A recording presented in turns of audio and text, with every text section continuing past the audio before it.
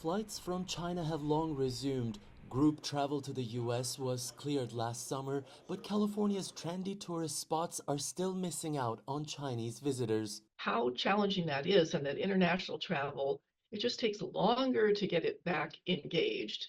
I think we're seeing those lessen, and my Chinese tourists, it's so interesting, are not yet, they're not coming in tours or big groups, but they are often here with a small, really concierge style. Since 2005, the number of Chinese visitors to the U.S. has risen exponentially, reaching a peak in 2017, before a sharp decline during the coronavirus pandemic.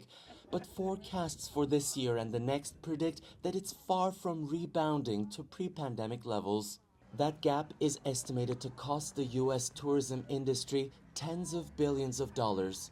Last year, Commerce Secretary Gina Raimondo said that the U.S. economy stood to gain $30 billion and 50,000 jobs if Chinese tourism returned to 2019 levels. If we look at how quickly every flight fills up and the high prices that airlines are able to charge for these flights, there's clearly enormous demand.